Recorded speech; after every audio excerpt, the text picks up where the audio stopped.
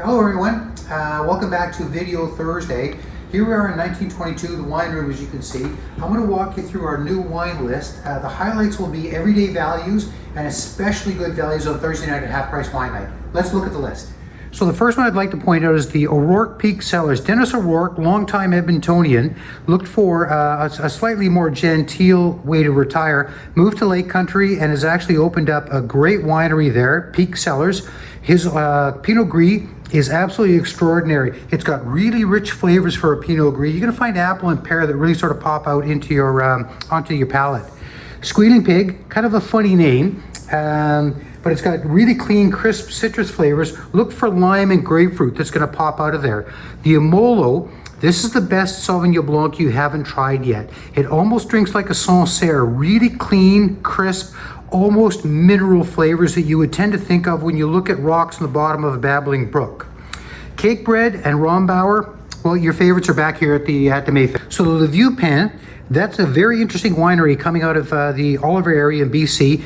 I originally was introduced to them when they were doing a great Pinot Noir. They've torn up those vines now and introduced a Syrah. Ironically enough, the Syrah that they have now, it's not, about 99% Syrah, 1% is Viognier, and that just provides a little bit of structure. But give it a try, it's extraordinary elegant. Rose Rock, that punches above its weight, although it is still Burgundian in style. Oregon still keeps all the traditions of Pinot Noir. I want to point out the Acacia from Carneros. The difference between Oregon and Carneros or California Pinot Noirs is that in California, as long as you have 75% Pinot Noir in your bottle, you can add anything else you want. So that's why the Meiomi tastes so big and so bold, because it's 20% Syrah. Rose Rock, 100% Pinot Noir. It's elegant. The winemakers let the fruit dictate the flavor of the wine. Lake Breeze Meritage, that was recently introduced to us.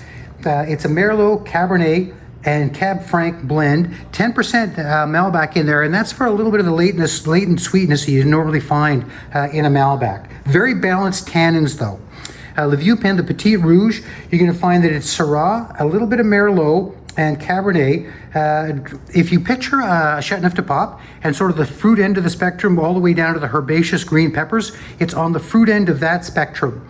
The Gala one we all know. Petit Verdot, I want to point out for a second, that's normally used. It's a little known grape. You'll find it in all Bordeaux blends, but the Petit Verdot is used to soften tannins, and you'll know it's in a wine when you see almost a grape juice artificial color.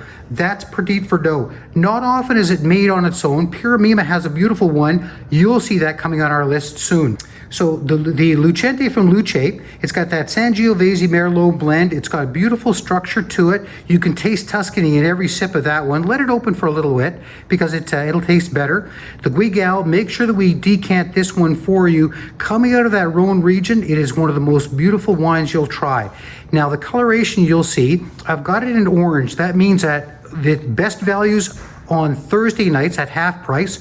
So $41, you can't beat that. And the yellow is everyday great values.